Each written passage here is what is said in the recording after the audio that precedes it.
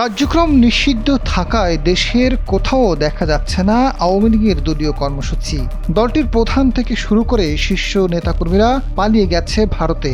আসন্ন নির্বাচন ঠেকাতে দলটি নানা কূটকৌশল নিলেও বাস্তবসম্মত কোনো প্রভাব তৈরি করতে পারেনি। ফলে দলটির শেষ ভরসা সামাজিক যোগাযোগ আর ভারতীয় গণমাধ্যম।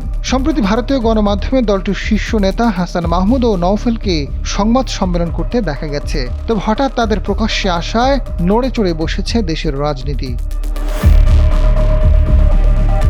গেল শনিবার দিল্লির প্রেস ক্লাব অব ইন্ডিয়ায় সংবাদ সম্মেলনে সাংবাদিকদের মুখোমুখি হন আওয়ামী লীগের দুই নেতা হাসান মাহমুদ ও নওফেল। সঙ্গে উপস্থিত ছিলেন আওয়ামীপন্থী অ্যাক্টিভিস্ট নিঝুম মজুমদার। আগামী 23 জানুয়ারি দলটির আরও দুজন সাবেক মন্ত্রী সাংবাদিকদের মুখোমুখি হবেন। তবে অনুষ্ঠানে কোনোটি বাংলাদেশের রাজনৈতিক কার্যক্রম নিষিদ্ধ ঘোষিত আওয়ামী লীগের দলীয় অনুষ্ঠান নয় বলে দাবি করা হচ্ছে। দুটি ভিন্ন সংগঠন আয়োজন করেছে এসব সংবাদ সম্মেলনের। গত 1.5 বছর ধরে অনেক নেতাই ভারতীয় গণমাধ্যমকে নানাভাবে সাক্ষাৎকার দিয়েছেন। এদিকে দিল্লিতেই আরেকটি আলোচনার সভা হতে চলেছে। সেটির শীর্ষক সেভ ডেমোক্রেসি ইন বাংলাদেশ, বাংলাদেশের গণতন্ত্র বাঁচাও। অনুষ্ঠানটি আয়োজন করেছে দিল্লিতে অবস্থিত foreign correspondent club of south Asia.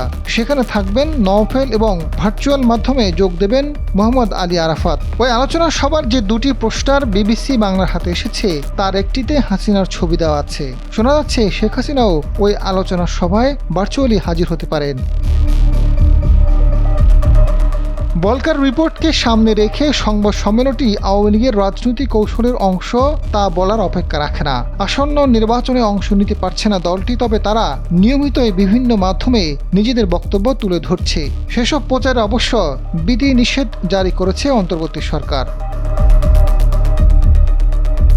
বিশ্লেষকরা মনে করছেন এমন একটা সময়ে বলকার রিপোর্টকে সামনে রেখে গণতন্ত্রের কথা বলে রাজনৈতিক প্রচারে করছে আওয়ামী লীগ।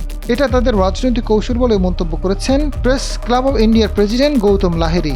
তার ক্লাবে গত শনিবার সংবাদ সম্মেলনটি অনুষ্ঠিত হয়েছিল এবং তিনি নিজেও উপস্থিত ছিলেন। গৌতম লাহিড়ী জানান, বাংলাদেশের মানুষ ভারতীয় গণমাধ্যমের খবরাখবর প্রচুর পড়েন, তাই এদের মাধ্যমে আওয়ামী লীগ বাংলাদেশের মানুষের কাছে বার্তা দিতে চেয়েছে। আজাদ ফারুক, সময়ের আলো।